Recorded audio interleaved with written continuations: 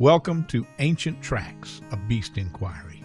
Today we're diving into a story that's as mysterious as it is unbelievable.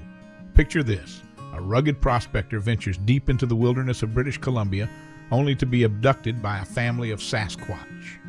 It sounds like the plot of a Hollywood movie, but Albert Ostman swore this happened to him in the summer of 1924.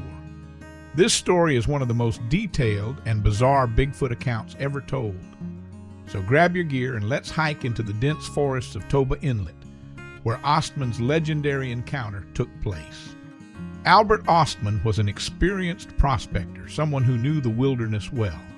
In 1924, he set out for Toba Inlet, British Columbia, to search for a legendary lost gold mine. The area, remote and untamed, was perfect for someone looking to strike it rich or to encounter something out of the ordinary.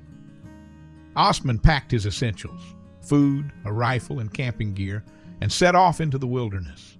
For the first few nights, he camped alone, surrounded by the sounds of the forest. He later recalled hearing strange noises at night, but chalked them up to the typical rustlings of wildlife. But everything changed one night, when Ostman felt himself being lifted off the ground while he was asleep in his sleeping bag. Imagine the terror of being completely enclosed, unable to see what's happening, and feeling yourself being carried away by an unknown force. Ostman said this went on for hours as he was transported through the forest. When he was finally set down and managed to free himself from the sleeping bag, he found himself in a small, secluded valley. And there, standing before him, was a family of Sasquatch. Ostman described the group in remarkable detail. The dominant figure was a massive male, standing between 8 and 10 feet tall. He was muscular, with broad shoulders and long arms covered in hair. The female Sasquatch was smaller but still imposing. And there were 2 juvenile creatures, playful and curious. For 6 days, Ostman said he was essentially held captive by this family. They didn't harm him, but they kept him confined to the valley, watching him closely. Ostman believed they were curious about him, maybe even studying him. He observed their behaviors, noting how they moved, communicated, and interacted with each other. The male Sasquatch, whom Ostman saw as the leader, seemed to command respect from the others. The juveniles, on the other hand, acted more freely, occasionally approaching Ostman out of curiosity. What struck Ostman most was how human-like the creatures were. Their hands and feet, though massive, had features that reminded him of human anatomy.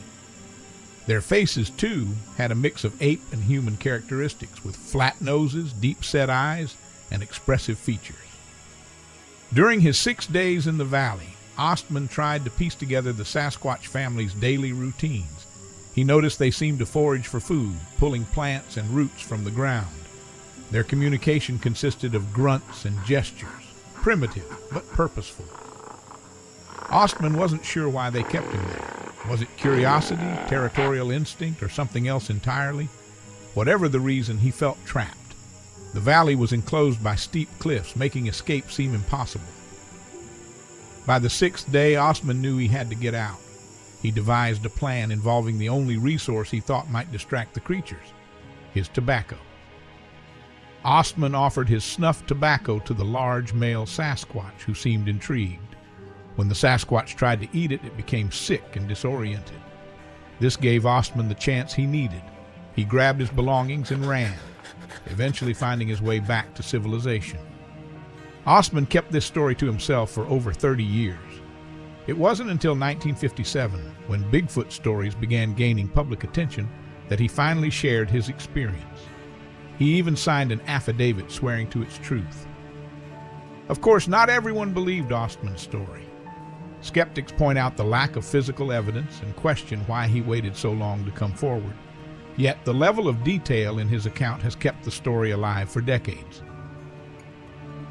Ostman's descriptions of the Sasquatch family, particularly their anatomy and behavior, align with other reports from the region, adding a layer of credibility for some researchers. So why does this story still captivate us nearly a century later?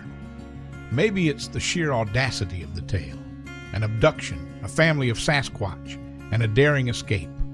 Or maybe it's the possibility that in the vast wilderness of British Columbia, such creatures could exist, hidden from the modern world.